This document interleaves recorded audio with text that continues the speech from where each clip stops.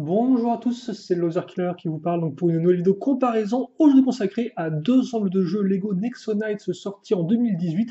Il s'agira d'un côté du 112001, le Lenses Overjooster, et de l'autre le 112002, le Twin Vector, le double canon donc, qui ressemble à ceci.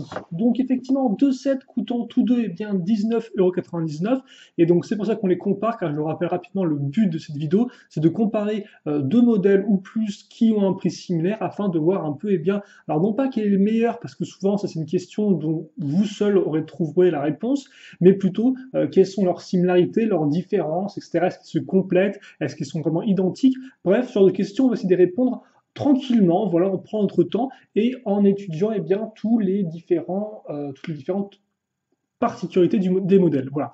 Et donc déjà, commencer peut-être par leur nombre de pièces. D'un côté, le Lenses Overjooster contient 207 pièces, de l'autre 191, donc pas vraiment une très très grosse différence, vous en conviendrez. Tous les deux vous prendront à peu près une vingtaine de minutes de construction. Là encore, il n'y a pas vraiment de grosse différence en termes de temps. Et donc, bah, écoutez, une fois que c'est dit, on peut passer déjà au premier vrai élément de comparaison selon moi, à savoir eh bien, la sélection de figurines. Donc, d'un côté, dans le Lenses Overjooster, eh bien, nous aurons trois figurines. Donc, excusez-moi. Donc, effectivement, en premier, nous aurons pour les chevaliers Lens, donc que voici. Voilà. Puis, pour les méchants, nous aurons César, qui ressemble à ça, ainsi que Denis, le Cyberbiter. Et bien évidemment, vous aurez aussi une petite araignée comme ceci en prime. Voilà. Donc ça, effectivement, c'est le Lenses Overjooster.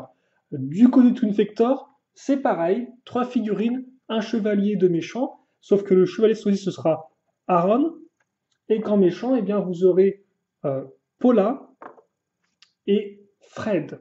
Voilà, donc encore un terrifiant nom de méchant, et à noter que là encore, vous aurez eh bien, une petite araignée en prime, comme ceci. Donc on va se mettre à ce niveau-là, et essayer déjà eh bien, de comparer un peu euh, ces six figurines. Et donc déjà, on va commencer, si vous voulez bien, par les chevaliers inclus. Donc d'un côté, vous avez Lens, de l'autre Aaron. Alors honnêtement, le seul élément de comparaison vraiment objectif qu'on peut faire à ce niveau-là, c'est que Lens, il est exclusif à ce set-là, tandis que Aaron, vous pourrez le retrouver dans le Aaron's X-Bow. Donc éventuellement, si vous le prenez, eh bien vous aurez quand même une figurine de Aaron. D'ailleurs, Aaron est le seul chevalier de toute cette vague 2018 à apparaître dans deux sets distincts. Tous les autres sont exclusifs à leur modèle. Donc ça, effectivement, c'est des éléments de comparaison un peu objectifs en termes de rareté. Toutefois, après, comme c'est souvent le cas, moi, je vous conseille d'aller plus vers le chevalier que vous préférez. Voilà, hein, parce qu'après, hormis ça, comme vous pouvez le voir, les deux eh bien, ont un bouclier, les deux ont une arme, armure, bref, les deux sont équipés au même niveau. Voilà. Bien évidemment, après, dans le set, hein, ce sera le véhicule de l'Est, on dit que le véhicule de Aaron, il n'aura pas de véhicule dans ce set-là, dans le Twin Vector Aaron. Mais à part ça, il n'y a pas vraiment de différence. Donc justement, la différence un peu plus intéressante, ça va être au niveau des méchants, je pense, car comme vous pouvez le voir, une différence en fait qui est nette. D'un côté, on aura deux personnages donc tout à fait normaux, jambes, corps, armure, tête, bref des figurines traditionnelles, alors que de l'autre, effectivement, eh bien, le Lenses Overjooster va plutôt proposer des figurines un peu différentes. Donc là, par exemple, vous avez justement un hybride dans le sens où, eh bien, le haut du corps, c'est un corps traditionnel, hein, donc figurine normale, mais le bas du corps est à construire et a un côté un peu araignée. Voilà. Ainsi que ici, eh bien, vous n'aurez pas une figurine normale, mais vous aurez un robot écuyer. Donc ça, effectivement, c'est le premier élément de comparaison. Est-ce que vous êtes plus figurine vraiment basique, traditionnelle, ou alors, effectivement, est-ce que vous voulez un peu plus de diversité éventuellement pour votre collection, un peu plus de d'originalité éventuellement, on peut même le dire, hein, car effectivement César avec ses jambes comme ceci à construire, eh bien, il est unique en son genre. Il n'y aura pas d'autres personnages qui auront un côté figurine et un côté construction dans cette vague-là. Après, bien évidemment, tout ce qui est imprimé, ça vous le retrouverez sur d'autres figurines. Mais effectivement, il est unique à ce niveau-là. Après, par contre, à savoir que Denis le Superbiter, vous pouvez penser que c'est Denis, donc c'est l'ancien écuyer de Lens, donc qui va être un peu différent. Pas du tout, effectivement. Tous les autres robots écuyers corrompus, entre guillemets, sont similaires à Denis en termes d'équipement. Bon, à part qu'il lui a un bras canon que les autres n'ont pas, mais en termes d'imprimé pur, c'est la même chose. Toutefois, quand même, ça peut être intéressant pour ceux qui voudraient un petit robot écuyer. Après, par contre, effectivement, c'est pas non plus une raison pour dire que les deux ici ne servent à rien, car en effet, Paula, elle est exclusive à son set.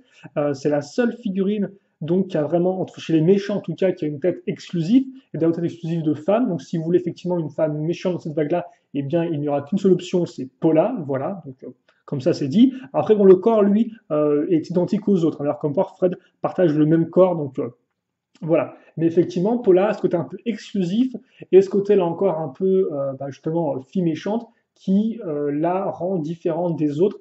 Et ce côté un peu plus diversifié peut éventuellement vous intéresser, voilà, encore pour compléter votre collection. Tant plus qu'effectivement, Paula, ça doit être une figurine vraiment importante du fait de son nom et autres. Voilà, et du fait qu'elle soit vraiment différente en termes d'imprimé. Donc ça, après, c'est à vous de voir. Et là encore, c'est vrai que l'équipement, par contre, est similaire entre les deux, j'ai envie de dire, hein. Des deux côtés, vous aurez un bouclier, donc un nouveau moule de bouclier. Vous aurez effectivement des armes pour chacun. Bon, honnêtement, là encore, c'est un peu dur de les départager au niveau de l'équipement parce que les deux restent très bien équipés. Par contre, on peut quand même noter qu'effectivement, le bot, donc Denis, hein, le Superbiter, vient avec un canon qui fonctionne. Donc ça ajoute un peu plus de jouabilité. Vu que vous êtes sur la gâchette, ça tire la petite araignée. Effectivement, ça peut être un petit plus en termes de jouabilité. Mais hormis ça, en termes d'équipement, c'est pareil. Voilà, j'ai envie de dire, plus ou moins. Mais après, là encore, comme vous pouvez le voir, hein, là, vous aurez effectivement deux armures, un casque, un problème avec une armure, bon, un casque. Et, bon, voilà. Après, par contre, c'est vrai qu'en termes d'équipement, entre guillemets, un peu plus, comment dirais-je, élargi, on se rend compte que dans le set de l'An6, vous aurez trois Nexo-pouvoirs, dont un pouvoir Merloc, hein. Donc, alors qu'effectivement, ici, il n'y a que deux Nexo-pouvoirs, dont un pouvoir Merloc. Donc, une petite différence à ce niveau-là. Mais hormis ça, voilà. Dans les pouvoirs Merloc, hein, je vous les montre rapidement ceux qui ne les connaissent pas, ce sont ces nouveaux pouvoirs entièrement dorés. Donc là vous avez un pouvoir Merloc et un Nexo-pouvoir, alors que là vous avez un pouvoir Merloc et deux Nexo-pouvoirs. Donc bon, en termes de nombre pur. Après en soi, les deux Nexo-pouvoirs, j'ai envie de dire, je vais dire qu'effectivement, en termes de rareté, c'est peut-être celui-là qui l'emporte. Car effectivement, dans celui-là, les deux Nexo-pouvoirs, c'est d'un côté Lance de Diamant, qui était auparavant exclusif à Battlesuit de Lens, mais ça reste un modèle à 10 euros que vous avez pu éventuellement vous procurer facilement l'an dernier, enfin en 2017, voilà. Et ensuite, il y a aussi Dyna Puissance. Dyna Puissance, qui est un modèle qui est un, excusez-moi, Nexo Pouvoir, qui lui, par contre, apparu dans pas mal de modèles, donc ça se trouve, vous l'avez déjà. Alors qu'effectivement, ici, c'est Gamma Rays, ou Rayon Gamma, et lui, il était auparavant exclusif, si je ne dis pas de bêtises, au château de Knighton. Or, le château de Knighton, c'était quand même facilement une centaine d'euros, si je ne dis pas de bêtises. Donc il y a peut-être moins de chances que vous ayez celui-ci que les autres Nexo-pouvoirs. Voilà. Donc un élément éventuellement en plus s'intéresse. Après, je vous doute bien que pour ce qui est de scanner en lui-même Nexo-pouvoir, il y a des sites qui existent, donc c'est pas très intéressant à ce niveau-là. C'est plus pour l'objet en lui-même que vraiment le fait de le scanner. Mais en tout cas, voilà pour ces sections de figurines. Donc d'un côté, effectivement, un chevalier exclusif et de figurines toutefois qui sont effectivement peut-être un peu différentes de pures figurines traditionnelles. De l'autre, Aaron qui n'est pas exclusif, mais effectivement avec deux figurines qui elles sont vraiment traditionnelles. Après tout ce monde est bien équipé, comme vous avez pu le comprendre. Et donc après, c'est un peu avant tout de voir, à vous de voir un peu quel type de figurine vous préférez. Voilà. Donc ça, effectivement, c'était pour les figurines. Et maintenant, quand même, ça fait 8 minutes qu'on en parle, on va pouvoir passer un peu aux véhicules en eux-mêmes qui constituent là aussi un peu plus le cœur du modèle pour certains d'entre vous, hein, qui ça se trouve, honnêtement, s'en fichent des figurines qu'ils vont avoir, mais bon, je trouve que c'est quand même un élément de comparaison important, vu que certains, justement, eh bien, ça les intéresse. Donc on va voir rapidement les deux véhicules, un par un, je pense. Donc rapidement, je vais faire un petit turnaround, et puis comme ça, vous pourrez voir un peu à quoi ça ressemble, ce sera très rapide. Donc je ne vais pas redonner les dimensions, on les comparera juste après, je pense, ça fera amplement l'affaire. Mais en attendant, donc voilà effectivement le Lenses, enfin le fameux effectivement Lenses Overjooster. Et donc comme quoi effectivement, là vous avez le pouvoir Merloc, donc lance de Merloc qui est sur le véhicule en lui-même. Et donc voilà à quoi ça ressemble. C'est une sorte de petit tank carré, comme vous pouvez le voir, qui est monté sur 4 petites roulettes qui pivotent, ce qui veut dire que vous pouvez très facilement le faire bouger en tous les sens, mais ça c'est assez rigolo. Voilà. Il vient aussi avec une sorte de petite tourelle qui est entre guillemets amovible, dans le sens où vous pouvez la lever à ce niveau-là, ou alors la mettre en avant pour faire comme deux lances pour une sorte de joute, hein, ce qui est forcément la thématique de Lens avec ça lance, ou plutôt s'élance, devrais-je dire, depuis 2016. Et hormis ça, eh bien voilà, plus ou moins ce que vous pouvez faire, voilà un peu le véhicule en lui-même, donc à ce niveau-là. Comme ceci. Et donc de l'autre, vous avez le fameux Twin Vector, le double canon, qui a peut-être un poil plus de surprise, car en effet, voici le véhicule tel quel. Donc comme vous pouvez le voir, on a deux côtés asymétriques, hein, au niveau du cockpit qui est différent du côté, par rapport au côté gauche et par rapport au côté droit. Donc c'est un véhicule deux places, ce qui est assez intéressant vu que là encore, c'est pas non plus quelque chose qui est entièrement commun dans Nexo Knights. Les véhicules à plusieurs places de ce type un peu moyen, comme ça souvent c'est un personnage dessus et puis basta. Même si on peut argumenter éventuellement qu'avec les robots écuyers, souvent, ils avaient quand même le droit à une petite place. Donc ça se trouve, en fait, je pars peut-être un peu vite. Mais en tout cas, le fait qu'il y ait un véhicule un peu divisé en deux comme ça à ce niveau-là, ça par contre, c'est assez original. Et justement, en parlant de division, la division va plus loin qu'en termes de design, car c'est une partie intégrante du mécanisme. Car oui, ce véhicule peut justement eh bien, se diviser ainsi. Et donc, que ce soit la partie gauche ou la partie droite, vous pouvez ensuite très simplement eh bien, la pivoter comme ça et tourner votre roue ici pour faire un réacteur, ouvrir les ailes et ainsi donc obtenir un petit véhicule volant. Et quand je dis un petit véhicule volant, bien sûr, je dis deux petits véhicules volants parce que, eh bien, comme j'ai dit, voilà, la seconde se fait aussi. Donc là, vous avez deux véhicules à ce niveau-là. Et donc ça, effectivement, c'est le point intéressant du modèle. C'est le mécanisme, c'est son truc, voilà, c'est son petit truc à lui. Donc je vais le remettre, hein, vous avez vu un peu comment ça fonctionne. Alors vous pouvez le mettre soit comme ça, soit dans l'autre sens. Hein. C'est du pareil au même, là encore. Il y a possibilité de changer l'orientation. Alors on va tourner ça ici. Alors j'ai pas noté, mais dans le lanceur de vous avez aussi effectivement deux canons à ressort. Là, c'est deux lance-tenons à araignée, enfin lance-tenons, lance-araignée, entre guillemets. Et donc maintenant qu'on a vu rapidement les véhicules un par un, on va pouvoir un peu les comparer. Donc déjà, bon, comme on peut voir en termes de longueur, hein, très clairement, c'est ce véhicule-là qui sera quand même plus massif. Je ne sais pas si vous pouvez un peu le voir, je vais essayer de vous montrer ça comme ceci. J'ai une meilleure idée. Je vais plutôt mettre ça comme ça, au lieu de faire n'importe quoi. Je vais voilà, mettre ça ici. Et donc voilà, si je regarde au-dessus, comme vous pouvez le voir, hein, très clairement, il y a ce véhicule-là qui est beaucoup plus compact, hein, qui est une petite boule de nerf toute carrée avec effectivement des éléments qui sont répétés sur les quatre coins. Et de l'autre, vous avez un véhicule un peu plus traditionnel, donc tout en longueur, comme vous pouvez le voir, et il est vrai peut-être un peu plus grand. Oui, il fait peut-être même, oui, il fait peut-être un tiers de plus en termes de taille, en termes de longueur. Comme ceci. Et donc là déjà, après avoir vu ces deux modèles, vous devriez être en mesure un peu de peut-être de savoir déjà lequel vous préférez, lequel vous tente le plus. Mais on va quand même faire une sorte de petit point par point des deux véhicules en essayant de les comparer au mieux, même si c'est un peu compliqué vu qu'ils sont quand même assez différents l'un de l'autre. Et donc on va commencer déjà avec la construction en elle-même du véhicule. Et là justement, j'ai envie de dire, c'est assez intéressant parce qu'il y a des bons points et des mauvais points dans les deux en fait. Par exemple ici, ce que j'ai bien à la construction du véhicule, c'est que justement, il a une forme qui est assez spécifique, une forme assez carrée, justement, qu'on n'a peut-être pas l'habitude de voir toujours. Et donc, même si ça a ce côté un peu tourelle de défense sur roue, eh bien, il en reste que c'est assez différent de ce que j'ai pu construire auparavant. Toutefois, comme je l'ai dit, c'est vrai que la base en elle-même, eh bien, c'est un peu une base carrée avec des éléments répétés. Donc, c'est pas non plus le truc le plus intéressant. Et c'est vrai qu'il n'y a pas non plus de technique de construction de fou furieux. Et dans ce véhicule-là, justement, eh bien, c'est intéressant de le construire parce qu'il y a ce côté un peu divisé en deux. Toutefois, comme vous avez pu le voir, qui dit division en deux dit quand même symétrie. Et donc là où le bas blesse avec ce véhicule-là, c'est que vous allez grosso modo construire deux fois la même chose. Vu qu'il y a deux véhicules, forcément ils sont identiques, donc c'est deux fois la même construction, à part quelques différences à ce niveau-là et au niveau du cockpit.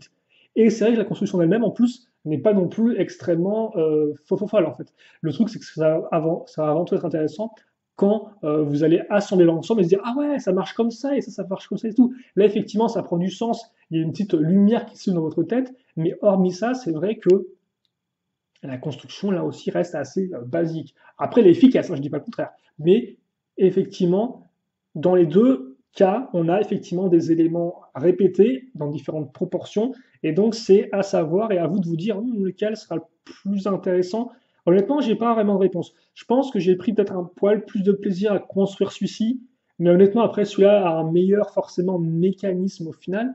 Et donc, justement, si on avance au niveau des mécanismes, très clairement, en termes de fonctionnalité, bah, c'est un peu lui qui va l'emporter avec cette division en deux. Et cette division en deux aussi, forcément, va amener un gros plus en termes de jouabilité possible, parce qu'effectivement, lui, il est fun à jouer tel quel. Comme je vous dis, le fait de le faire rouler sur quatre roues, c'est vraiment super intéressant à manipuler. Ça, il n'y a pas à dire. Il aime le lever comme ça, c'est très simplement, c'est vraiment un petit véhicule qui se prend en main et qui est genre juste plaisant de jouer avec, hein, de le bouger un peu comme ça, c'est vraiment plaisant.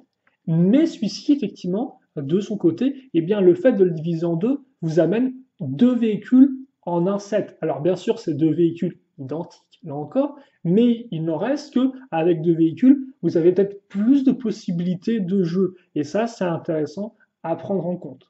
Voilà. Donc ça, c'est vraiment, je pense, le gros point à noter, c'est ce que ce côté divisable en deux, forcément, amène de la jouabilité. Et c'est vrai qu'aussi, la diversité de jouabilité se retrouve dans le sens où vous avez un véhicule à roues, donc terrestre, qui ensuite peut se diviser en deux pour devenir des véhicules volants. Et donc de ce fait, vous pouvez bien amener plus de scènes de jeu avec ce côté volant et terrestre. Alors après, forcément, avec votre imagination, vous pouvez aussi dire que lui, il vole. Hein. De base, lui, il flotte. Hein. C'est un véhicule flottant.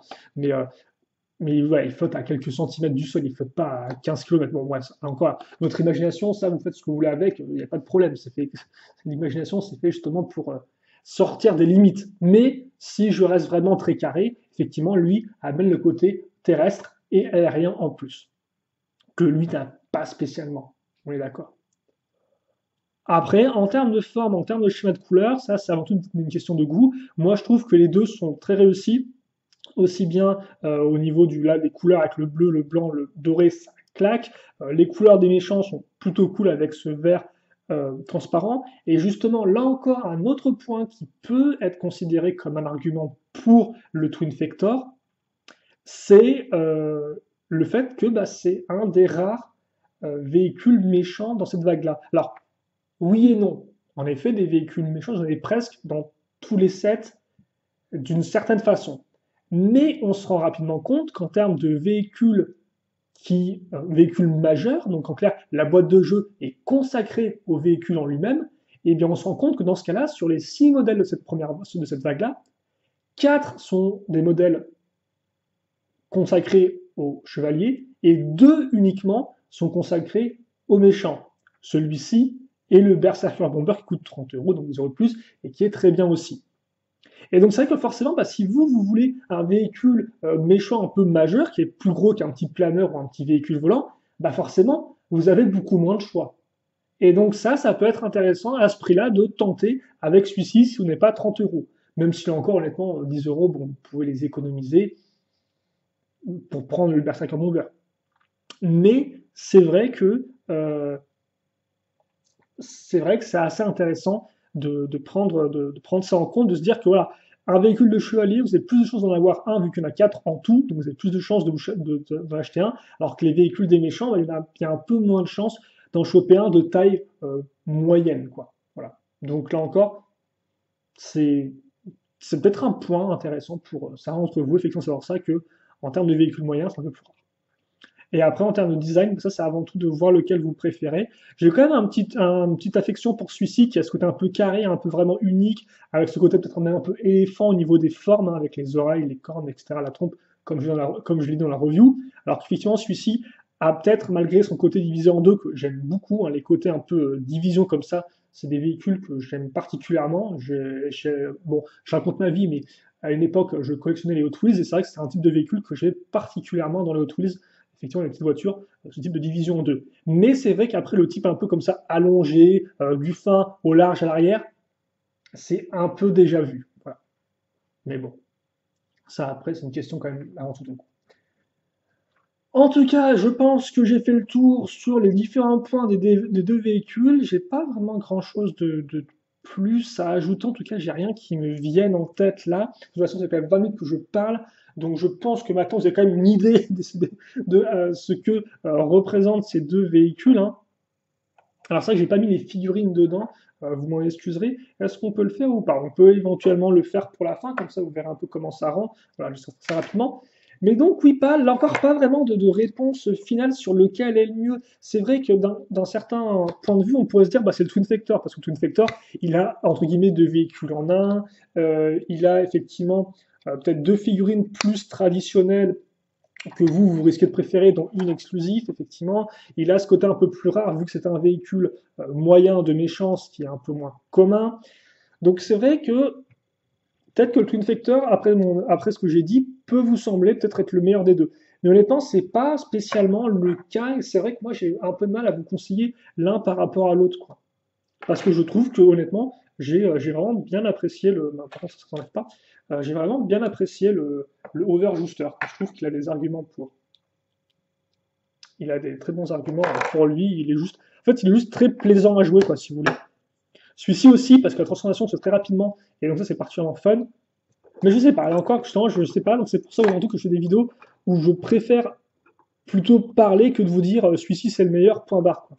Donc souvent avec moi, vous n'aurez pas vraiment de réponse définitive. C'est plus à vous maintenant de vous servir des informations que je vous ai données et de vous dire ah oui effectivement c'est vrai que en prenant ça en compte, peut-être que j'ai préféré prendre ce modèle-là à l'autre. Effectivement, ces vidéos ont tout ça pour but et donc j'espère qu'elles vous auront au moins un peu aidé. Et puis pour ceux qui ne voulaient ni l'un ni l'autre des modèles mais qui ont quand même regardé la vidéo en entier, eh bien merci à vous et j'espère vraiment que la vidéo était plaisante et qu'elle vous en aura appris plus sur ces deux modèles. Vous savez que des fois, on leur dit un peu d'écouter la review avec ce type de vidéo.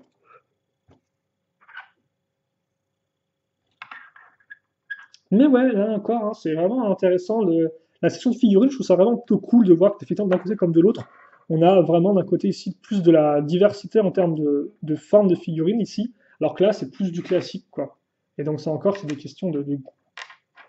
Est-ce que vous avez préféré? Et c'est vrai qu'effectivement, Denis, c'est entre guillemets un personnage, même si c'est qu'un nom qu'ils ont mis à une figurine un peu normale, ça reste quand même un personnage entre guillemets important dans l'histoire. Enfin, un des personnages secondaires qui est important parce qu'il a un nom.